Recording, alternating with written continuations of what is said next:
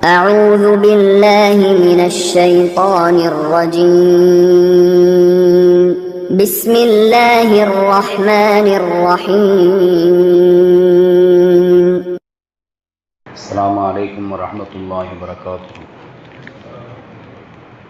الحمد لله رب العالمين والعاقبة للمتقين والصلاة والسلام على سيدنا محمد وعلى آله وصحابه أجمعين. أما بعد، قال الله تعالى في القرآن العظيم في الفرقان المجيد: أعوذ بالله من الشيطان الرجيم بسم الله الرحمن الرحيم. ولله على الناس حج البيت من استطاع إليه سبيلا صدق الله العليم. قال نبينا محمد صلى الله عليه وسلم: العمرة إلى العمرة كفارة ما بينهما، الحج المبرور ليس له جزاء إلا الجنة صدق صادق الأمين صلى الله عليه وسلم. அல்லாஹுவின் நிகரில்லாத அன்பும் அருளும் அருமைநாயகம் ரசூலுல்லாஹி ஸல்லல்லாஹு அலைஹி வஸல்லம் அவர்கள் மீதும், அவர்களின் பரிசுத்தமான குடும்பத்தார்கள், பாக்கியம் நிறைந்த தோழர்கள், நல்லோர்கள், நாதாக்கள், வலிமார்கள், குறிப்பாக ஜும்ஆவினுடைய கடமையை நிறைவேற்ற வேண்டும் என்பதற்காக வேண்டி இறை இல்லம் வருகை தந்திருக்கக்கூடிய நம்மவர்கள் மீதும், உலகில் வாழ்கின்ற முஃமினான முஸ்லிமான அனைவர்கள் மீதும் இறையருள் என்றென்றும் உண்டாவதாக. ஆமீன். கடந்துவிட்ட நிமிடங்கள் வரையிலும் நம்முடைய வாழ்நாளில் நம்மை அறிந்தோ அறியாமலோ நாம் செய்த குற்றங்களையும் குறைகளையும் பெரும் பாவங்களையும் அல்லாஹ் மன்னிப்பதோடு, இனி வரும் காலமெல்லாம் பாவத்தின் அளவில் வீழாது நெருங்காது நம்மை பாதுகாத்து நம்முடைய உள்ளங்களில் உண்டான ஆகுமான எண்ணங்களை அல்லாஹ் அங்கீகரித்துக் கொள்வானாக. அல்லாஹும் அல்லாஹுடைய ரசூலும் ஏவியதை எடுத்து நடக்கவும், அவர்கள் எச்சரித்ததை தவிர்த்து வாழக்கூடிய உன்னதமான பாக்கியத்தை வல்ல ரஹ்மான் நம் அனைவர்களுக்கும் வழங்குவானாக. அவனுடைய கட்டளையை நிறைவேற்றுவதற்காக வேண்டி நாம் அமர்ந்திருக்கக்கூடிய இந்த இறை இல்லத்தின் வளர்ச்சிக்காக யாரெல்லாம் பாடுபடுகிறார்களோ அத்துணை நபர்களையும் அல்லாஹ் அவனது நிகரில்லாத பேரருளால் அங்கீகரித்துக் கொள்வானாக. ஆமீன். நாம் வாழ்கின்ற இந்த இந்திய மண்ணிலும் உலக அளவிலும் முஸ்லிம்கள் கண்ணியத்தோடும் சகோதரத்துவத்தோடும் அமைதியான வாழ்வை வாழ்வதற்குரிய நிலையை அல்லாஹ் விசேஷமாக்கி தருவானாக. ஆமீன். சங்கைக்குரிய அல்லாஹ் நல்லடியார்களே, துல்கஅதாவுடைய மாதத்தில் நாம் இருக்கிறோம். ரமலானை அடுத்து நம் முஸ்லிம் சமூகம் மிக ஆவலோடு எதிர்பார்க்கக்கூடிய மார்க்கம் சார்ந்த ஒரு அமல் என்றால் அது ஹஜ்ஜி என்பதை நாம் அறிந்து வைத்திருக்கிறோம். உலகத்தினுடைய பல்வேறு பாகங்களில் இருந்தும் இறைவனுடைய இல்லமாக இருக்கக்கூடிய கஅபாவை தவாஃப் செய்வதற்காக வேண்டி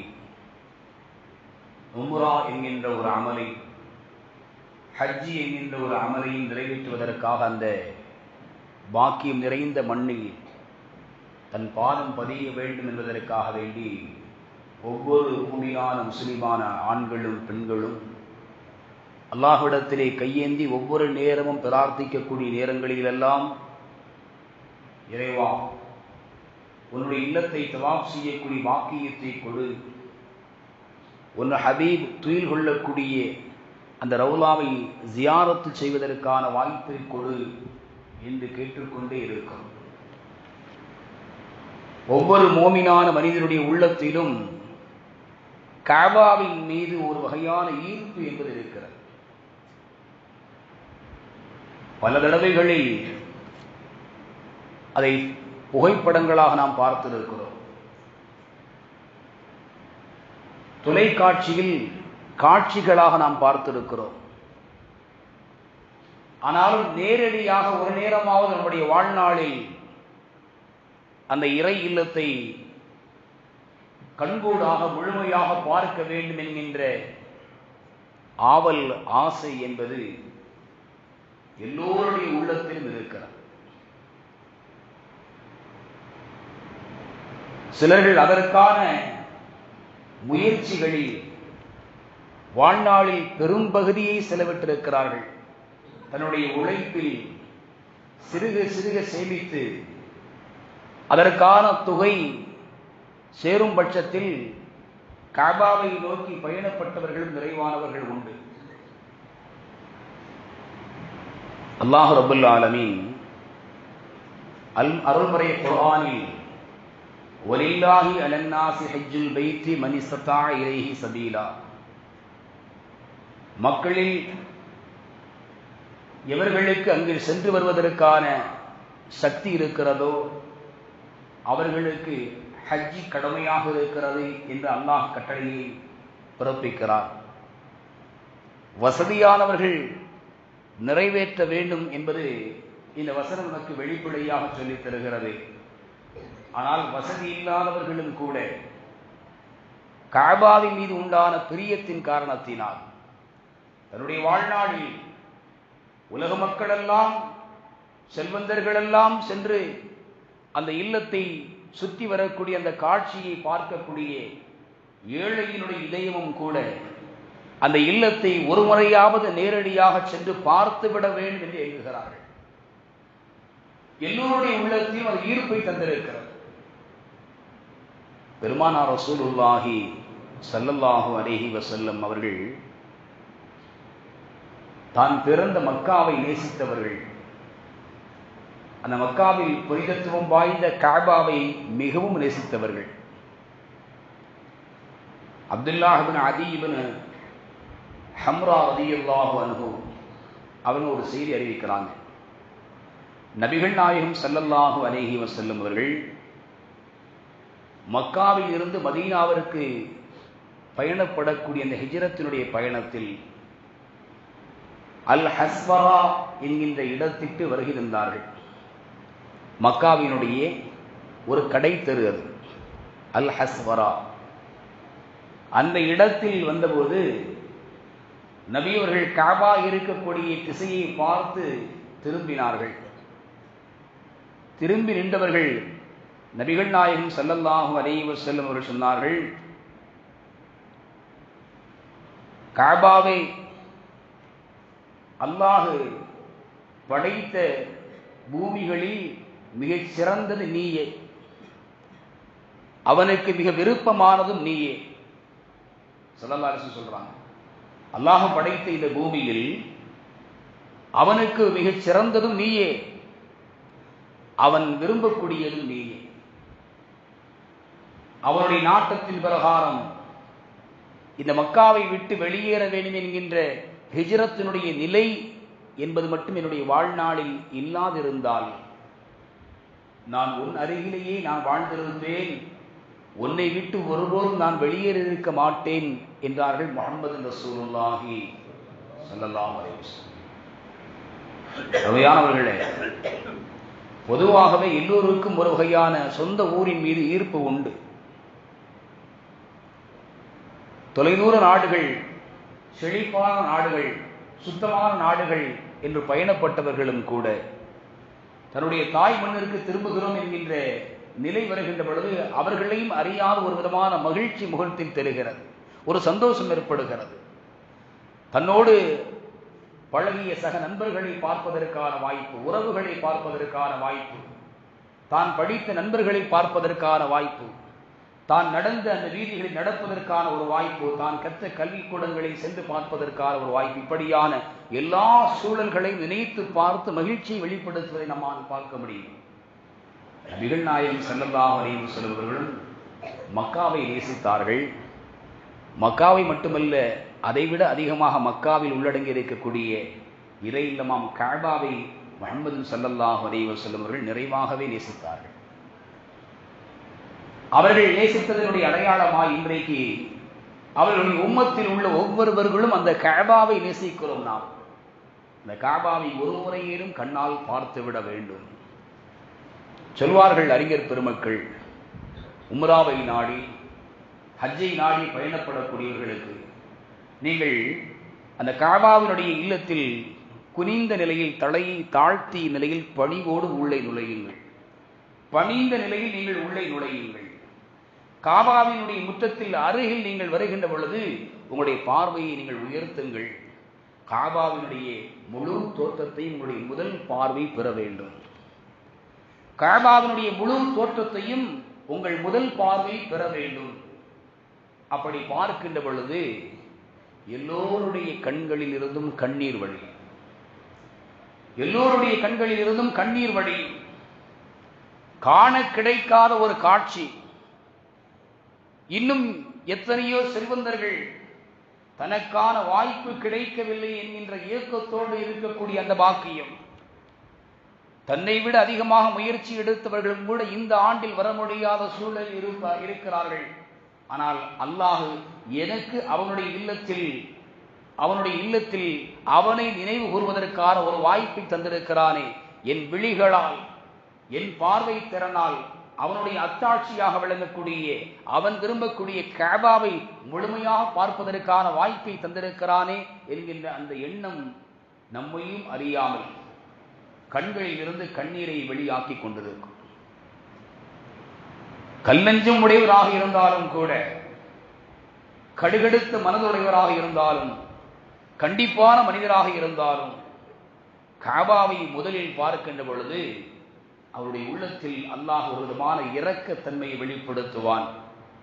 ஒரு விதமான சிந்தனைகள். காபாவை பார்த்தவுடன் கண்களில் கண்ணீர் வெளிப்படும். சொல்வார்கள், எந்த அளவிற்கு நீங்கள் காபாவை நேசிக்கிறீர்களோ அந்த அளவுக்கு உங்களுடைய கண்களில் இருந்து கண்ணீர் வெளிப்படும் என்பார்கள். அல்லாஹ் எவ்வளவு பெரிய சிறப்பை வைத்திருக்கிறான் தெரியுமா? தன்னுடைய இல்லத்திற்கு அல்லாஹ் தருகின்ற மதிப்பு என்ன? ஒரு மனிதன் முதல் பார்வையில் முழுவதுமாக காபாவை பார்த்து அவர் எதை கேட்டாலும் அல்லாஹ் அதை கொடுக்கிறான்.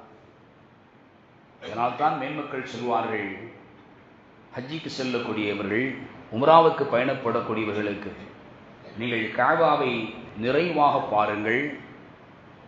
பார்த்து நீங்கள் அழுகின்ற பொழுது உங்களுடைய உள்ளங்களில் உண்டான நல்ல எண்ணங்களை குறித்து உண்டான பிரார்த்தனையை நிறைவாகவே நீங்கள் செய்து கொள்ளுங்கள். என்றால் காபாவை நீங்கள் முதலில் பார்த்து செய்யக்கூடிய பிரார்த்தனை என்பது அல்லாஹ்விடத்தில் ஏற்றுக்கொள்ளப்படக்கூடியதாக இருக்கிறது. பாக்கியமான இடம் அது, பாக்கியமான ஒரு பார்வை அது. பாவங்களை எல்லாம் அழித்தொழிப்பதற்கான மிகச்சிறந்த உன்னதமான ஒரு இடம் அது. அல்லாஹுக்காக வேண்டிய முற்றிலுமாக நான் என்னை அர்ப்பணித்துக் கொண்டேன் என்கின்ற உணர்வை ஒவ்வொரு மனிதனுடைய உள்ளத்திலும் விதைக்கக்கூடிய ஆகச் சிறந்த இடங்களில் முதன்மையான இடம் காபா. அந்த காபாவை பார்க்கின்ற பொழுது பார்த்த மாத்திரத்தில் கேட்கப்படக்கூடிய துஆ அல்லாஹ் அதை அங்கீகரிக்கிறான். முதல் இல்லம் உலகத்தில், இன்ன அவ்வல பைத்தின் உதிஅ லின்னாஸ் லல்லதி பிபக்கத முபாரக்கன் வஹுதல் லில் ஆலமீன். அல்லாஹ் குர்ஆனில் சொல்கிறான், மக்களுக்காக வேண்டி பக்கா என்கின்ற அந்த பகுதியில் உருவான முதல் இல்லம் என்று அல்லாஹ் சொல்கிறான். இந்த ஆயத்திற்கு கீழால் விளக்கம் தரக்கூடிய செய்தனா அலி ரலியல்லாஹு அன்ஹு அவர்கள் சொல்வார்கள், கட்டிடங்கள் எல்லாம் அன்றைக்கும் இருந்தது, வீடுகளில் வசிக்கக்கூடிய சூழல் இருந்தது உலகத்தில். ஆனால் இறைவனை வணங்க வேண்டும் என்பதற்காக வேண்டி, இறைவனுக்காக வேண்டியே கட்டப்பட்ட முதல் இல்லம் என்பது கஅபா தான் என்பார்கள் செய்தனா அலி ரலியல்லாஹு அன்ஹு அவர்கள். பெருமானார் ஸல்லல்லாஹு அலைஹி வஸல்லம் இடத்துல அபூதர் ரலியல்லாஹு அன்ஹு கேட்டாங்க, யா ரசூலல்லாஹ், உலகத்தில் முதன்மையாக முதலில் கட்டப்பட்ட இல்லம் எது? நபிகள் நாயகம் ஸல்லல்லாஹு அலைஹி வஸல்லம் சொன்னார்கள், அல் மஸ்ஜிதுல் ஹராம், மக்காவில் உள்ள காபா என்கின்ற இறை இல்லம். அடுத்து எது என்று கேட்டார்கள். மஸ்ஜிதுல் அக்ஸா. மஸ்ஜிதுல் அக்ஸா இதை அடுத்து கட்டப்பட்ட பள்ளி. இந்த இரண்டுக்கும் இடைப்பட்ட கால தூரம் எவ்வளவு என்று கேட்டார்கள் அபூதர் ரலியல்லாஹு அன்ஹு அவர்கள். நபிகள் நாயகம் ஸல்லல்லாஹு அலைஹி வஸல்லம் அவர்கள் 40 ஆண்டுகள் என்று பதில் உரைத்தார்கள். அப்ப இந்த உலகத்தில் இறைவனை நினைவு கூறுவதற்காக வேண்டி முதலில் கட்டப்பட்ட இல்லம் இறை இல்லம் என்பது கஅபா. அந்த இறை இல்லத்தை குறித்து அல்லாஹ் சொல்கிறான், ஃபீஹி ஆயாத்துன் பையினாத்துன் மகாம் இப்ராஹீம் வமன் தஹலஹு கான ஆமினா. அதில் தெளிவான அத்தாட்சிகள் இருக்கிறது, மகாம் இப்ராஹிம் என்பது இருக்கிறது. இன்றைக்கு அங்கு உம்ராவிற்கும் ஹஜ்ஜிக்கும் சென்ற ஹாஜிகள் அறிவார்கள். தவாஃபினுடைய நிலை முடிந்த அடுத்த கணத்தில் மகாம் இப்ராஹிம் அருகில் வந்து நின்று 2 ரக்காயத்தை தொழ வேண்டும். 2 ரக்காயத்தை தொழுவார்கள். ஆரம்ப காலகட்டத்தில் இப்ராஹிம் அலைஹிஸ்ஸலாம் அவர்கள் அந்த கட்டிடத்தை அந்த அடித்தளத்தின் மேல் உயர்த்துகின்ற பொழுது தனக்கு துணையாக பயன்படுத்துவதற்காக அந்த கல்லை அவர்கள் பயன்படுத்தினார்கள். காலணி அணியாத நிலையில் அந்த பாறையின் மீது ஏறி நின்று அவர்கள் கட்டிடத்தை எழுப்பினார்கள். அவருடைய மகனார் இஸ்மாயில் அலைஹிஸ்ஸலாம் அவர்கள் தந்தைக்கு உதவியாக இருந்தார்கள். உமர் ரலியல்லாஹு அன்ஹு ஆட்சி காலத்தில் கஅபாவோடு அருகில் இருந்ததை உமர் ரலியல்லாஹு அன்ஹு அதை சற்று தூரமாக அகற்றி வைத்தார்கள். கிழக்கு பகுதியில் சற்று தூரமாக கஅபாவிற்கு முன்னிருக்கும்படியான நிலையில் உமர் ரலியல்லாஹு அன்ஹு அதை நிறுவினார்கள். மக்கள் தொழுகைக்கான இடமாக அதை எடுத்துக்கொள்ள வேண்டும் என்பதற்காக இன்னொரு அறிவிப்பு இருக்கிறது.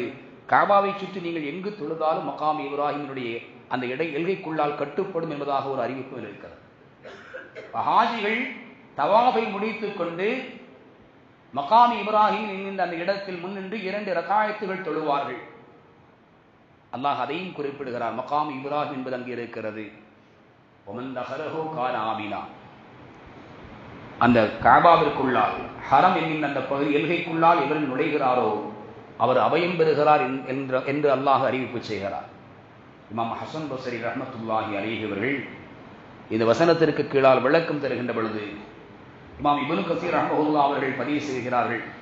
ஹசன் பஸ்ரி ரஹ்மத்துல்லாஹி அவங்க சொல்றாங்க, அன்றைய காலத்தில் கொலை செய்துவிட்டு ஒரு மனிதராக இருந்தாலும் கூட ஒருவரை கொலை செய்து விட்டார் என்றால் அவர் தன்னை ஒரு கம்பளியால் போர்த்தி மறைத்துக் கொண்டு கஅபாவிற்குள்ளால் வந்து விடுவார். அந்த ஹரமினுடைய எல்லை பகுதியில் இருக்கின்ற பொழுது கொலை செய்யப்பட்டவனுடைய மகனார் கொலை செய்த இந்த கொலையாளியை அந்த இடத்தில் சந்தித்தாலும் எந்த விதமான பழி வாங்குதலையும் அங்கு வெளிப்படுத்த மாட்டார். எந்த அளவுக்கு அவர்கள் கண்ணியத்தை பேணியிருக்கிறார்கள் என்பதை நாம் புரிந்து கொள்ள வேண்டும். இமாம் ஹசன் பஸ்ரி ரஹ்மத்துல்லாஹி அவர்கள் சொல்லக்கூடிய இந்த செய்தி, கஅபா என்பது சாதாரணமான ஒரு இறை இல்லம் என்கின்ற எண்ணத்தில் நாம் வந்துவிடக்கூடாது. அது உயர்வான இல்லம், அது கண்ணியமான இல்லம், அது எல்லோருக்கும் அபயம் தரக்கூடிய இல்லம். அபயம் என்று சொன்னால் எப்படி அபயம் தரும்? எவ்வளவு தூரம் எந்த எல்கைக்குள்ளால் போனாலும் அபயம் தருமா என்றால் அதற்கு இதுதான் பதில். கொலை செய்ய மனிதரை கொலை செய்யப்பட்டவருடைய மகனார் சந்தித்தாலும் எந்த வகையான இடையூறையும் அவருக்கு தரமாட்டார்.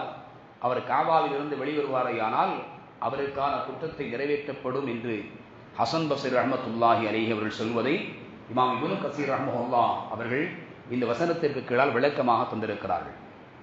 இப்னு அப்பாஸ் ரலியல்லாஹு அன்ஹுமா அவர்கள் அறிவிக்கிறாங்க, அன்றைய சூழலில் குற்றமிழைத்தவர் தண்டனைக்குரியவர் கஅபாவிற்குள் நுழைந்து விட்டால் அங்கு வைத்தவருக்கான தண்டனை நிறைவேற்றப்படாது. ஏனென்றால் அல்லாஹ் அந்த இடத்தில் அபயம் தருகிறார் என்று அல்லாஹ் சொல்லியிருக்கிறான். ஒமன் தஹலஹு கான ஆமினா. யார் அந்த இடத்திற்குள்ளால் நுழைந்து விட்டாரோ அவர் அபயம் பெறுகிறார் என்று அல்லாஹ் வாக்களித்திருக்கிறார். அதனால் குற்றம் செய்வராக இருந்தாலும் அவருக்கு அந்த இடத்தில் தண்டனை கொடுக்கப்படாது சொல்லிட்டு இப்னு அப்பாஸ் ரலியல்லாஹு அன்ஹுமா அவங்க சொல்றாங்க, அபயம் தரும் கஅபா, ஆனால் அவருக்கான உணவு அங்கு தரப்படாது, அவருக்கான குடிநீர் தங்குமிடம் அங்கு தரப்படாது, குடிப்பதற்கான பானம் குடிநீர் தரப்படாது. ஆகையினால் அவர் வெளியேறுவாரையானால் அவர் குற்றம் செய்ததற்கான தண்டனை நிறைவேற்றப்படும் என்று இப்னு அப்பாஸ் ரலியல்லாஹு அன்ஹுமா அவர்கள் அறிவிக்கிறார். அப்ப இந்த 2 செய்தி இமாம் ஹசன் பஸ்ரி ரஹ்மத்துல்லாஹி அவர்கள் சொல்லக்கூடிய செய்தியும் இப்னு அப்பாஸ் ரலியல்லாஹு அன்ஹுமா அவர்கள் சொல்லக்கூடிய செய்தியும் 2-3 தெளிவாக சொல்கிறது.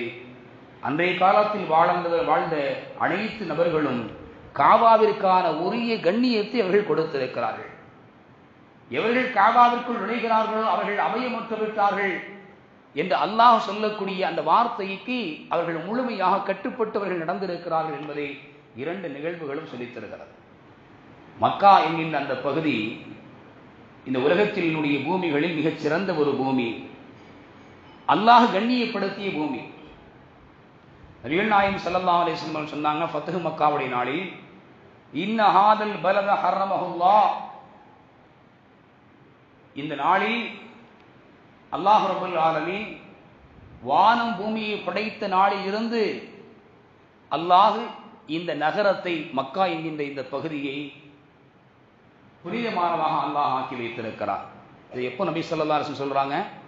ஃபத்ஹு மக்காவுடைய அந்த நாளில், எந்த ஹிஜ்ரி 8ஆம் ஆண்டு ஃபத்ஹு மக்கா வெற்றி கொள்ளப்பட்டதோ அந்த நாளில் நபிகள் நாயகம் ஸல்லல்லாஹு அலைஹி வஸல்லம் அவர்கள் அந்த புனிதம் நிறைந்த அந்த பூமியில் நின்று கொண்டு அவர்கள் மொழிந்த வார்த்தை, அல்லாஹ் படைத்த வானம் பூமியை படைத்த நாளில் இருந்து இந்த பகுதி, இந்த நகரத்தை அல்லாஹ் புனிதத்துவம் வாய்ந்ததாக அல்லாஹ் ஆக்கி வைத்திருக்கிறான்.